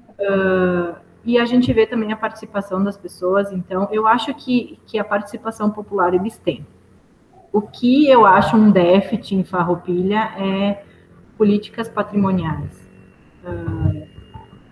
Eu estudei um pouquinho, eu conheço muito mais a legislação de Caxias, por já ter feito parte do Compac de Caxias, então a gente acaba, né, adquirindo maior conhecimento daquilo que a gente está participando. E Farroupilha, eu tive conhecimento pelo que a gente tem acesso, né, as leis que a gente tem acesso. E Farroupilha não tem uma política de patrimônio, assim, não tem uma legislação específica de patrimônio. Eles não sabem, eu acho que toda cidade tem essa dificuldade, mas Farroupilha não sabe, não tem mapeado, né, em plano diretor o que quer preservar, o que não quer. Eles não têm, eles têm essa lacuna aí na cidade, né, pelo que eu vejo. E, além disso, né, a gente pode até ver pelo também exemplo do Moinho, que a gente entrou com o pedido de tombamento e a gente, a demora nas respostas é muito grande, né? Eu não acompanho de perto o processo, mas pelo que eles me falam, assim, eles ainda não têm um posicionamento, e a gente entrou com esse protocolo, acho que foi lá em 2019. Nossa. E até hoje não tem, o COMPAC passa para um, passa para outro, mas ninguém se posiciona, né? Então, eu acho que essa é a maior problemática, assim, que o Moinho enfrenta, e não sei agora eu não sei qual que é, teria que colocar na balança aí para ver qual que é pior, a especulação imobiliária, obviamente, né? Porque é um terreno muito bem posicionado no centro de cultura, muito grande também, ele é grande, a gente enxerga aqui nessa esquina, né, a casca do edifício, mas ele tem um pátio, porque ele foi construído no alinhamento do terreno, mas ele tem um pátio enorme atrás, então é óbvio, né, e ele tem subsolo, ele tem um desnível que poderia ser aproveitado, então é óbvio que demolir esse edifício e construir algo ali, né, brilha os olhinhos de muitos aí, eu tenho certeza disso. Então eu não sei eu sei que as duas coisas precisam andar junto, né, mas eu não sei aí qual é o maior problema do Moinho, se é realmente a falta de políticas preservacionistas, né, municipais, ou se é a especulação imobiliária, só que as políticas protegeriam, né, da especulação. Sim. Se o município tivesse bem claro, né, o que quer para a cidade, o que quer preservar, e eu acho muito engraçado, isso eu até falei, eu fui junto com a equipe aqui do Moinho em uma reunião no gabinete do prefeito, quando a gente fez o protocolo de tombamento, eu estive junto. E eu até citei, né, o lema lá, não sei como é que se chama, slogan de Farroupilha, é a cidade, como é que é, o berço da imigração italiana, né, é isso? E sim, se a gente for pesquisar historicamente, tem um livro do Herédia que diz que sim, realmente Farroupilha foi o berço, né, da imigração italiana. Mas se tu utiliza esse slogan até hoje, é porque isso é importante para a cidade, né? Claro, né? E por que então não existe políticas de preservação para continuar contando essa história como berço da imigração? Ou isso já não... Porque a matéria, né? A matéria é o que nos faz enxergar. A gente precisa enxergar, a gente tem que ter materialidade para enxergar que Farroupilha era o berço da imigração italiana. Não adianta não ter mais nenhum edifício e só contar isso na história. A materialização das coisas nos faz lembrar isso, né? Então, eu tenho essa dificuldade de entender, assim, por que Farroupilha não tem um plano,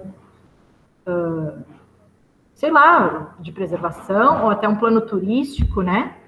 E não turístico para visitação desses bens, enfim, Farroupilha não tem isso, pelo menos eu nunca encontrei. Se alguém souber, até, por gentileza, me encaminhe, me mande, porque durante toda a minha pesquisa eu não encontrei nada, nenhum planejamento a favor de um mapeamento, de um inventário de bens históricos, nada disso, assim. E só mais uma pergunta complementar, tá? Só mais uma. E tu acha que... Eu vejo que as coisas às vezes só mudam por pressão, né? Coletiva. Tu acha que essa questão pública teria que ter uma pressão por parte da população, por parte dos órgãos relacionados à arquitetura, que isso adiantaria para mudar essa situação? É a Karen. Perguntaram aqui de ti, cara. Eu acho que qualquer mobilização tem que vir de ações populares, né? Acho que a primeira coisa é que os políticos, né, os vereadores, eles estão lá nos representando, mas eu acho que no momento que a população se posiciona, uma maioria se posiciona, digamos assim, eu acho que tem que sempre vir da população, digamos assim, de baixo para cima, né, e não imposto. Porém, nem sempre funciona, porque se for pensar assim, Antônio Prado não teria sido tombado e não teria mais nada, né? Porque Antônio Prado foi um decreto imposto pelo IPHAN, porque as pessoas começaram a ficar com medo de que não poderiam, que começou a surgir os boatos de tombamento lá em Antônio Prado. As pessoas começaram a ficar com medo de que não iam mais poder, que iam perder suas casas, né? Olha como falta informação correta, né? É até ignorância, né? E conhecimento, não só informação, né? Falta de conhecimento. Então as pessoas começaram a ficar com medo e começaram a querer botar fogo nas suas casas. Então o IPHAN foi de uma noite para outra, teve que ir lá e impor um decreto de tombamento para não se perder. Até hoje tem pessoas lá, tem moradores que reclamam, né? Porque a gente tem a sede do IPHAN lá em Antônio Prado, eu tenho uma colega que trabalha lá, e até hoje ela sofre muito com os proprietários, com a pressão dos proprietários, que não aceitam até hoje o tombamento, e esse tombamento foi lá em 80 e poucos, né? Que não aceitam. Então, claro, nesse caso, precisou uma política de cima para baixo para não se perder, porque senão não existiria mais nada. Mas eu sempre sou a favor das ações de baixo para cima, que a população demonstre o que precisa. E, além disso, eu vejo que os conselhos de patrimônio histórico, os CONPACs, eles estão muito preocupados em aprovar processos, né? Esse pode demolir, esse não pode, esse pode, esse não pode. Mas, ou sei lá, esse pode tombar, esse não pode. Mas os CONPACs não estão preocupados porque é atribuição do CONPAC, não só analisar processos, mas também a atribuição do CONPAC sugerir as legislações a favor da preservação. E eu vejo que, pelo menos em Caxias, eu estive 4 anos no CONPAC, a gente tentou diversas vezes fazer grupos de ações, né, para até alteração de legislação, ou análise de legislação, ver o que poderia complementar e melhorar, e nunca foi adiante. Então, eu vejo também uma falha nos conselhos. Um pouco frustrante, né? Obrigada. Eu que agradeço, Karen. Ana, talvez tu queira fazer a tua pergunta. Eu acho que a gente poderia ir encaminhando daí também já, depois da pergunta da Ana, né? Para o encerramento, a gente está se aproximando já do final do nosso tempo. Então, acho que poderia ser a Ana e aí a Clarissa também, né, contribui. A partir disso, a gente encerra. Ótimo. Não tem ninguém mais inscrito para falar? Não? Não, mas tá aberto ainda, né? Se mais alguém... A gente estabeleceu isso, mas se mais alguém quiser perguntar ou fazer algum comentário, ainda há tempo, gente. Sim, acho que sim. Na verdade, eu não sei, talvez eu falando se constitua uma pergunta, mas eu estava pensando em contribuir um pouco nessa discussão em relação ao tombamento, né? Como eu também represento assim, a associação por fazer parte dela, eu posso dizer que semana passada a gente teve uma audiência pública, né, na Câmara de Vereadores, falando do tombamento do moinho. E o Roda Moinho, esse projeto, ele faz parte disso que a gente vem chamando de projeto de salvamento do moinho. Né? Então, a gente, há alguns anos, né, e mais recentemente, no passado recente, desde o leilão, a gente trabalha muito por esse projeto de salvamento do moinho. E a questão do tombamento, fiquei bastante pensativa em relação a isso, e das tuas colocações, Clarissa, em relação às intervenções, porque a gente ouviu isso na audiência quarta-feira passada, né, das intervenções contemporâneas, e que isso tem um efeito em relação ao tombamento e algumas irreversibilidades e outras intervenções mais reversíveis. E uma das nossas ações com o Roda Moinho, com a museologia, que a gente vai lançar o site, que a Augusto falou no início, é justamente trabalhar num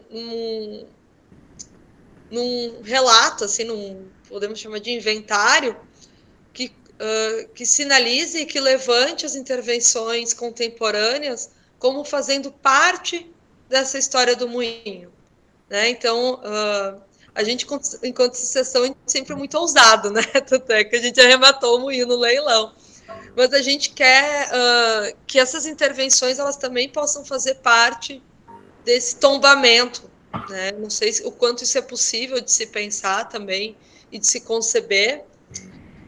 É uma pena, falo agora assim, enquanto Ana Paula, assim, e uma apaixonada pelo moinho, que é uma pena que o tombamento ele não possa ser pensado junto com essas intervenções, né? Porque essas intervenções, como tu muito bem colocaste, elas são as intervenções que sustentaram o moinho de pé, né?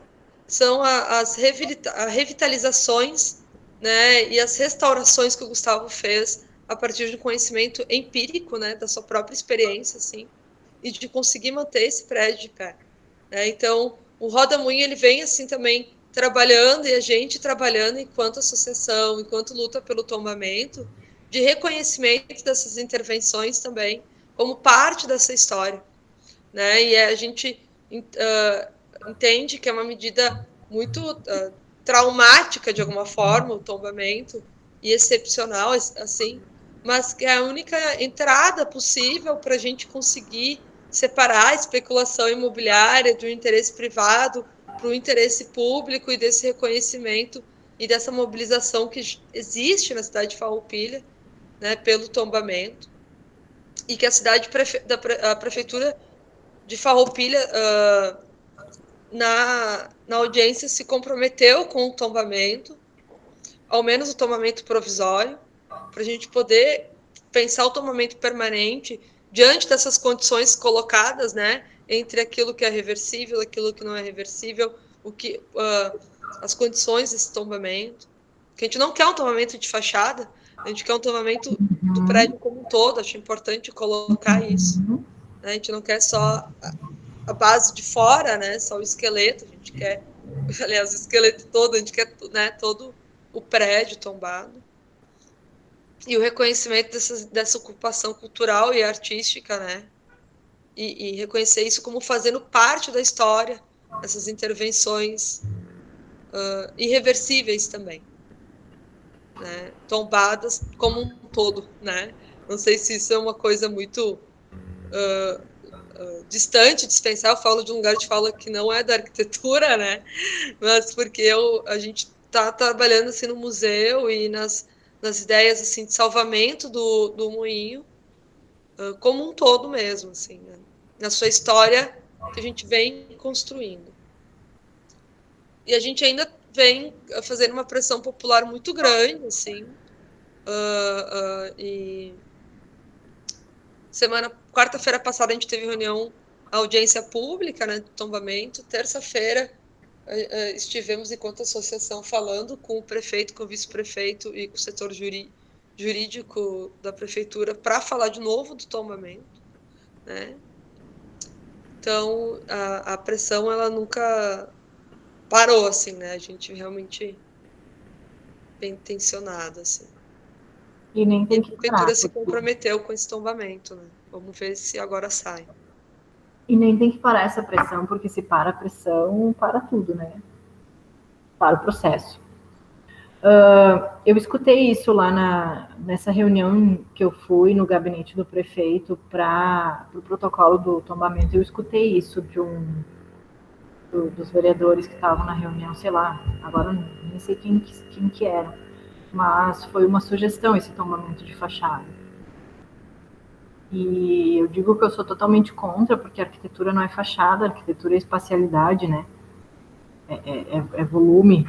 A arquitetura não está só no visual ali, a arquitetura está dentro e de como o edifício se comporta e em todas as vivências e todos os objetos remanescentes dentro do prédio. Então, acho que vocês precisam lutar mesmo pelo tombamento integral do prédio. Nos processos de tombamento, sempre se discrimina, né, o que pode mexer, o que não pode, e aí tu fala das intervenções que fazem parte do prédio. Eu digo assim que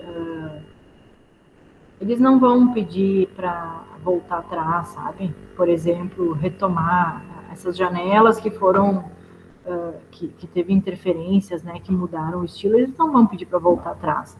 Agora, o que eu acho correto é no processo de tombamento ter tudo isso muito bem documentado, né? Para isso não passar também, que nem eu falei ali do falso histórico, né? Para isso não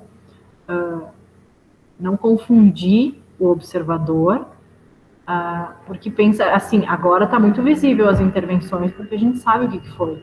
Mas vamos pensar daqui 50 anos. Essas intervenções não podem confundir a pessoa a achar que isso faz parte do prédio original.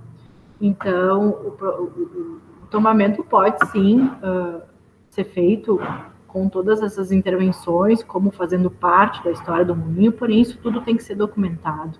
Isso tem que fazer parte do processo de tombamento. Isso tem que ser feito por equipe técnica, né? Normalmente, quando fazem os tombamentos em Caxias, eles abrem uma comissão, né, dentro da prefeitura. Não é uma pessoa só que faz o processo, né, que escreve o processo. Eles fazem uma comissão para essa análise. Então, eu acho muito importante ter, sim, essa documentação, porque a gente não vai estar aqui para contar essa história para as gerações futuras. A gente não vai mais estar aqui. O Gustavo, que fez as intervenções, ele não vai estar aqui para mostrar como é que ele fez e onde ele fez. Então, isso tem que estar registrado, né? E nesse sentido que a gente mostra o nosso respeito ao edifício também, né? A gente não quer que passe por nada que tenha sido feito depois que passe por original. A gente respeita a pré-existência. E a nossa forma de respeitar isso é documentar tudo que foi feito posterior.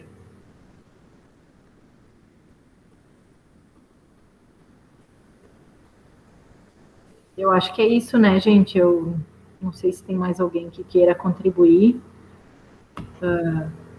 mas eu digo assim, foi mais um monólogo meu, mas essas poucas trocas de ideias sempre nos faz crescer e aprender muito. Eu queria agradecer, né, por todo mundo aí que contribuiu, agradecer o convite também de estar aqui mais uma vez falando desse prédio. E sempre que precisar também eu vou voltar aqui, vou falar no prédio. Eu acho que o moinho, aí é uma opinião pessoal minha, né, pessoal e técnica minha, eu acho que o moinho precisa sim de um tombamento, vocês não vão conseguir segurar ele de outra forma, né? Precisa sim de um tombamento. Que engesse o prédio, vai engessar o prédio, tem que ter consciência disso, né? E documentar tudo. Tudo que vocês puderem documentar em respeito ao prédio. Essa é a minha opinião, assim, que eu acho que necessita disso. Vocês não vão conseguir. Em Caxias tem uma lei que é a preservação, que aí é como se fosse assim, antes do tombamento é a preservação. Que aí o prédio, a edificação entra na lista de interesse de bens históricos, de preservação, entra lá numa lista do plano diretor. E o que significa isso? Que as pessoas ainda podem mexer, podem reformar, não engessa tanto que nem o tombamento, porém tudo que é feito no prédio tem que obrigatoriamente passar pelo COMPAC. Então não se pode fazer nada, nenhuma mínima intervenção sem a aprovação do COMPAC. E aí o COMPAC aprovando pode se fazer. Em Porto Alegre também eu sei que existe a lei do inventário, né? Que é muito parecida. Eles têm uma série de bens inventariados que entram nessa lista de bens com valor histórico, né, de interesse histórico, e também não pode nada ser feito sem uma aprovação, né? Não pode simplesmente o proprietário ir lá e fazer o que bem entende, precisa passar pela aprovação do COMPAC. Eu também acho essas políticas muito interessantes, que não chega a ser o tombamento, é uma situação intermediária, que ainda permite certas reformas, mas com todo o controle, né? Porque no momento que tu tem que apresentar um projeto para uma direção para um setor de patrimônio histórico da prefeitura, já te limita em algumas coisas. Então, eu acho bem interessante. Mas Farroupilha não tem isso, então eu acho que o prédio do moinho precisa, sim, desse tombamento para para garantir aí sua permanência por muitos e muitos anos e que seja muito bem utilizado em todos esses anos. Certo. Agradecer, então, Clarissa, a tua presença. Muito, muito obrigada. Muito, muito importante, eu acho, esse compartilhamento todo, sabe? De toda essa tua pesquisa, esse espaço que é tão vivo e tão rico e tão importante, né, para a nossa comunidade. Esse material também vai ficar disponível depois, então, no nosso canal do YouTube. Então, a gente espera que mais pessoas, né, possam compreender essa importância e também somar nessa luta para a preservação desse espaço. Convidar, então, mais uma vez as pessoas, né, que a nossa programação do Roda Moinho Cultural segue ao longo dos próximos 2 meses. Então, vocês conseguem acompanhar a programação e as inscrições todas lá pelas nossas redes sociais, no Instagram, @moinho.cultural, o Facebook da associação também, Associação Moinho Cultural. E é isso, né? Fica o convite. Muito, muito obrigada por todo mundo também que esteve com a gente agora de manhã. E é isso. Muito obrigada, gente. Obrigada, gente. Até mais. Até a próxima.